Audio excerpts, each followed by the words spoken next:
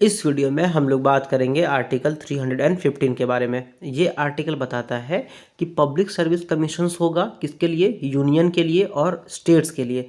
जो public service commission का main काम क्या होता है, सिविल सर्विस के लोगों को रिक्रूट करना, मतलब कि ऐसे व्यक्ति को जो जैसे कि सिविल सर्विसेज कैंडिडेट होते हैं, जो आईएएस होते हैं, जो आईपीएस होते हैं, उनको भर्ती कराना वन ऑफ द मेन काम है किसका, पब्लिक सर्विस कमीशंस का।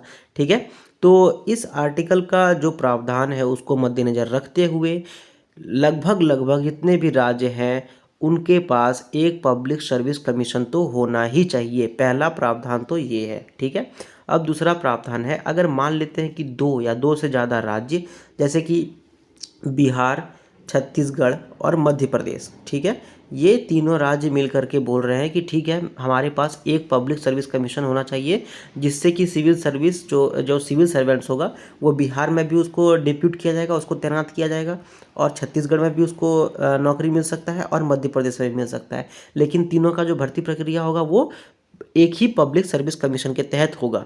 तो उसके लिए क्या करना पड़ेगा, उसके लिए बिहार में, छत्तीसगढ़ में और मध्य प्रदेश में जो भी उसका जो विधानसभा है उसका, और अगर जैसे कि बिहार के पास विधानसभा विधान परिषद दोनों है, तो दोनों जगह से, विधान परिषद से भी और विधानसभा से भी, दोनों जगह से वो जो रिजोल्यूशन था जिसके तहत कि तीनों राज्य का एक ही पब्लिक सर्विस कमीशन होगा, उस रिजोल्यूशन को पास करवाना पड़ेगा। और जैसे ही वो रिजोल्यूशन पास होगा तो वो रिजोल्यूशन पार्लियामेंट को देना पड़ेगा। फिर पार्लियामेंट जो है वो कानून के तहत एक joint state public service commission का अपॉइंटमेंट कर सकता है। ठीक है, जिसके तहत बिहार, छत्तीसगढ़ और मध्य प्रदेश के युवाओं को नौकरी मिलेगी सिविल सर्विसेज में।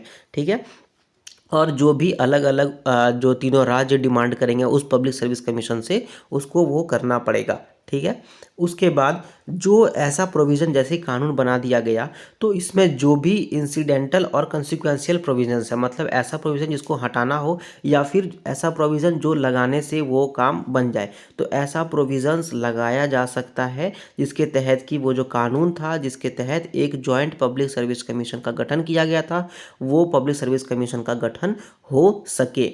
ठीक है, और अगला इसका जो प्रावधान है उसके तहत मान लेते हैं कि कोई ऐसा एक राज्य है, जैसे फिलहाल अभी हम लोग मान लेते हैं राजस्थान।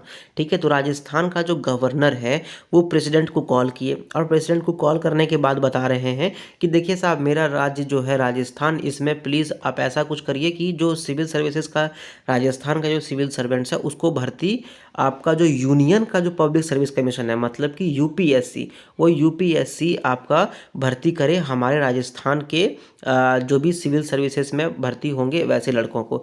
तो उसके बाद जैसे वो प्रेसिडेंट को बोले, तो प्रेसिडेंट जो है वो एग्री कर सकते हैं। प्रेसिडेंट बोले हैं कि ठीक है, अगर आपको ऐसा लगता है तो ठीक है, हमारा यूपीएससी जो है वो राजस्थान के भी लोगों का रिक्रूट करेंगे, जो राजस्थान का लोग है उसको नौकरी दिया जाएगा एज ए सिविल सर्वेंट वहाँ पर। ठीक है, और भी अगर कोई डिमांड हो उस गवर्नर का, मतलब राजस्थान का गवर्नर का अगर कुछ और डिमांड हो प्रेसिडेंट के तहत, प्रेसिडेंट के पास कि यूपीएससी वो काम कर दे उसका राजस्थान राज्य में, तो प्रेसिडेंट उन सबको मान सकते हैं उस डिमांड को, और फिर वो डिमांड को मानने के बाद वो भी फुलफिल किया जा सकता है।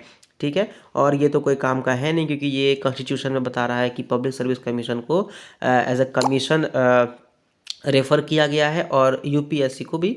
तो कमीशन का मतलब यहाँ पर इस संविधान में यूपीएससी भी ले सकते हो आप और पब्लिक सर्विस कमीशन भी ले सकते हो। खैर ये आपके लिए कोई ज़्यादा ज़रूरी चीज़ है नहीं। ठीक है, तो आर्टिकल 315 हम लोग समझ गए। ये बता रहा था कि पब्लिक सर्विस कमीशन यूनियन के लिए और राज्य के लिए कैसे गठन होता है और उसका क्या क्या काम होता है, एंड वगैरह वगैरह वगैरह। ठीक है, एंड अगर ये वीडियो आपको अच्छा लगा तो इसको लाइक करो, शेयर करो, कुछ भी पूछना है बताना है तो कमेंट करो, एंड चैनल को सब्सक्राइब करो। Thank you very much.